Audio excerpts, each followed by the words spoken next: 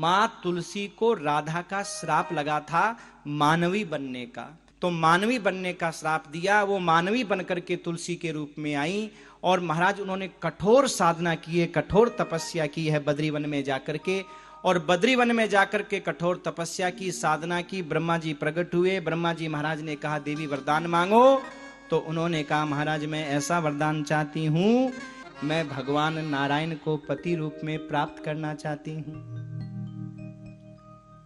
तो ब्रह्मा जी ने कहा देवी, भगवान नारायण जो कृष्ण का अवतार लेते हैं, उन्हीं कृष्ण का अंशावतार इस समय शंखचूड़ नाम का, जो सुदामा नाम का गोप था, उसने धरती पर जन्म लिया है श्राप के वशीभूत। तुम उससे विवाह कर लो। और सजनों, ब्रह्मा जी के कहने से शंखचूड़ के साथ में मां भगवती जगत जननी लक्ष्मी जो तुलसी बनकर के आई हैं, उनका विवाह शंखचूड़ के साथ में हो जाता है। और शंखचूड़ और तुलसी के विवाह के बाद में सजनों, शंखचूड़ की पत्नी तुलसी बड़ी पतिव्रता थी और पतिव्रता के प्रभाव से शंखचूड़ त्रिलोकी में हाहाकार मचा दिया महाराज। देवताओं का स्वर्ग छीन लिया, पृथ्वी के ऊपर महाराज सबको अपने बस में कर लिया, पाताल के ऊपर महाराज उसका शासन हो गया, चारों ओर हाहाकार मच गया। सारे देवता ब्रह्मा जी की शरण में गए, भगवान ब्रह्मा जी नारायण जी के पास में गए।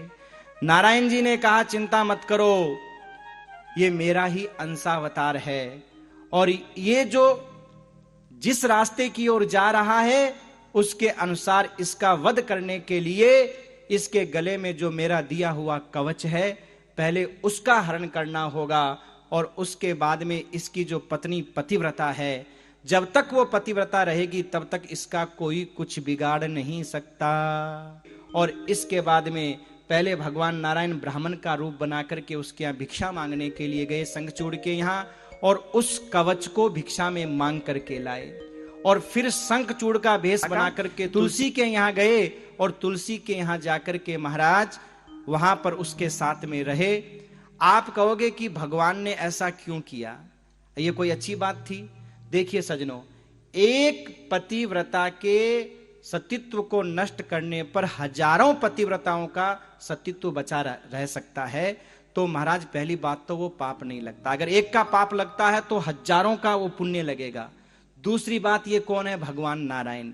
और ये तपस्या किस लिए कर रही थी? कि भगवान नारायण मुझे पति रूप में प्राप्त हो जाएं। तो भगवान नारायण पति रूप में प्राप्त हो जाए, इसने अज्ञानतावश, जब इसको पता चला कि ये भगवान नारायण हैं और मेरे पति शंखचूड़ का वध कर दिया गया है, जब पता चला तो महाराज क्रोध में आकर के श्राप दे दिया कि आपने पत्थर हृदय वाला काम किया है, इसलिए मैं श्राप देती हूं, जाओ आप पत्थर बन जाओ। पर भगवान ने इसके श्राप का बुरा नहीं माना।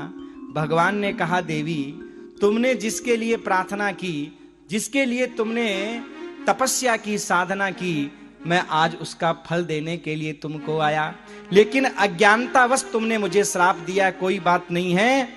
पर अब तुम इस देही को छोड़ दोगे और जो तुम्हारी देही छूटेगी वो गंडकी नाम की नदी जो नेपाल से बह करके आती है वो बनेगी, और तुम तुलसी का वृक्ष बन करके और संसार में जीवों का कल्याण करोगी, और तुम मेरी प्रिय पत्नी बन करके जो तुम्हारा मन का जो संकल्प था वो पूर्ण होगा।